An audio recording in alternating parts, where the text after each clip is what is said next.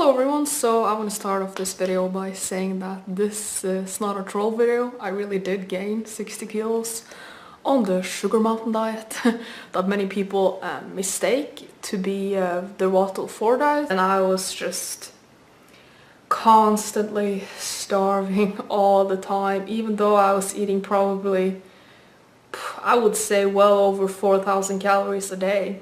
As the months passed by, I slowly but surely gained weight. I think I gained weight so slowly that I didn't even see it myself, because I don't know, looking back I can see that I was in denial. Like, my parents could see it, my family could see it, my friends could see it, everyone could see that I was gaining a shit ton of weight. But I was just completely convinced that, you know, in order to heal my body, like, this is what needs to happen. I need to gain this weight in order to heal. And I was just so convinced that, you know, I am doing the right thing here. It's so easy to refer to Durianrider's weight loss cult as if it's in the past tense. But then it would be so easy to talk about something like communism as if it's in the past tense. Hasn't communism discredited itself? How many millions of people have to die? How many millions of people have to starve to death before new devotees, new followers stop signing up for communism? We see examples of people who want so passionately to believe in something, who want to believe in the cause, to the point where they don't see the reality in the mirror staring them in the face. A young woman has a channel called Whale on Wheels. I'll give you the link. She's basically come forward and admitted now, she turned a corner, she admitted to herself that Durianrider's advice to her has been a disaster. Among other things, she gained 130 pounds of fat. She also made the commitment to basically quit her job. I assume quit her job. I assume she had a job. Sorry, that's a leap of inference on my part. She went to Thailand initially for 2 months, decided to extend to 3 months, decided to extend to a full year. And on some level, I think she was in denial, but one of her reasons for making it a full year was that in those 3 months, she did not get the weight loss result she was hoping for, and she had already gained a ton of weight, I think about 130 pounds to that point, in the previous half year or so of devotion to Durianrider's cause, right? How is it possible? How is it possible to live through a famine and still, out of faith, deny the evidence all around you that people are starving to death? Believe in communism, believe in the leadership, believe in the economic theory.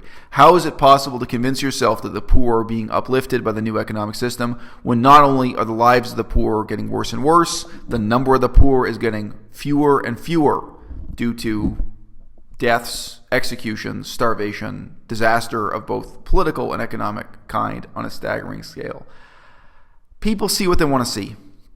And for me to get into examples be a much more long and complex discussion, but believe me, I've seen Buddhists sit down and refuse to see what the text says so plainly when it's right in front of their face.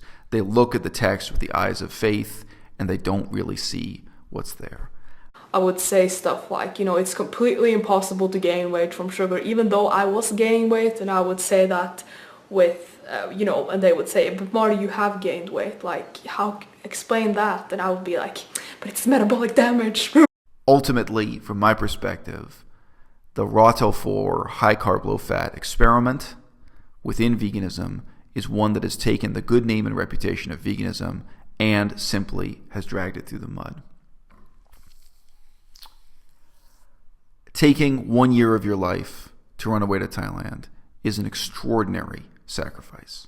If you live to be 100, it's 1% of your life. But realistically, most of us won't live to be 100. Most of us will not have that many years where we could sacrifice our time, where we could devote our time to learning something. And you could have instead, in terms of opportunity cost, you could have devoted that 1 year to getting a master's degree, to learning a new language, to learning a new set of skills, whether that's survival training, mountaineering, how to use a gun, joining the army, learning how to fly an airplane. If you took 1 year of your life to devote it to something, anything, why would you devote 1 year of your life to riding a bicycle up and down the same hill in Chiang Mai, Thailand, and eating a diet rich in mangoes. It just doesn't make sense. The threats of violence, the defamation, the pseudoscience, the false over-the-top diet claims, the elevation of a certain kind of vanity, a certain delusory ego trip about saving the world by being an athlete. There's so much wrong with it, and it's so obvious. It's just as obvious as gaining 130 pounds and looking in the mirror. It's right in front of your face, but you can't see it because you're looking into the mirror with the eyes of a true believer. It's like someone reading a passage in the Bible or in a Buddhist manuscript or in communist ideology, and they're only looking at it with the eyes of faith. So much conflict and drama with my parents, as they would just constantly beg for me to stop pouring 200 grams of sugar in my smoothie. I would just get so mad, and I would just either completely ignore them or just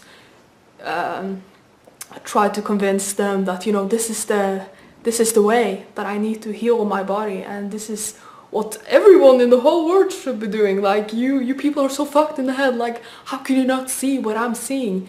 And I would just like pull my hair out, like being so frustrated that they wouldn't see what I saw.